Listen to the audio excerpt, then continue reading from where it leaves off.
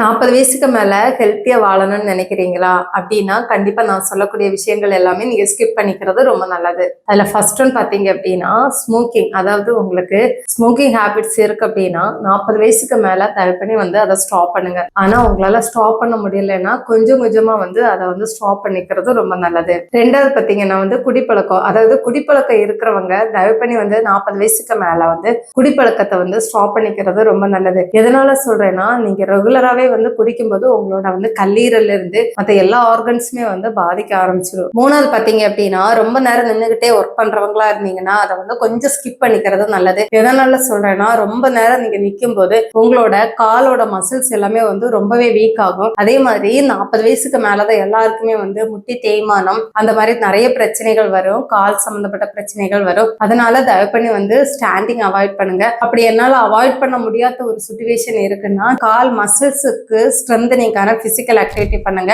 4வது பாத்தீங்க அப்படின்னா, நைட் ஷிஃப்ட். நிறைய பேர் பாத்தீங்கன்னா டே ஷிஃப்ட் நைட் ஷிஃப்ட் அந்த மாதிரி ஒர்க் பண்ணுவீங்க. பட் 40 வயசுக்கு மேல நீங்க நைட் ஷிஃப்ட் ஒர்க் பண்ணும்போது கண்டிப்பா உங்களுக்கு ப்ராப்பரா தூக்கங்கிறதே இருக்காது. இந்த தூக்கமின்மை பிரச்சனைகள் வரும்போது கண்டிப்பா நம்ம பாடியில நிறைய இன்ஃப்ளமேட்டரி கண்டிஷன்ஸ் அந்த மாதிரி வரதுக்கு வாய்ப்புகள் இருக்கு. 40 வயசுக்கு மேல நீங்க விருப்பப்பட்டது எல்லாமே சாப்பிடணும்னு நினைச்சிட்டு ரொம்ப குழந்தை மாதிரி சாப்பிடுற ஹேபிட்ஸ் இருந்ததுன்னா அதை ஸ்டாப் பண்ணிருங்க. எதனால சொல்றேன் அப்படின்னா, உங்களுக்கு 40 இயர்ஸ்க்கு மேல பாத்தீங்கன்னா டைஜஷன் ரொம்பவே ஸ்லோவா இருக்கும். அதனால நீங்க அன்வான்ட் ஃபுட் எடுத்துக்கிறத அவாய்ட் பண்ணிக்கோங்க. மேக்சிமம் கொஞ்சம் டைமுக்கான ஹெல்த்தியான ஃபுட்டை ஃபாலோ பண்ணிக்கோங்க.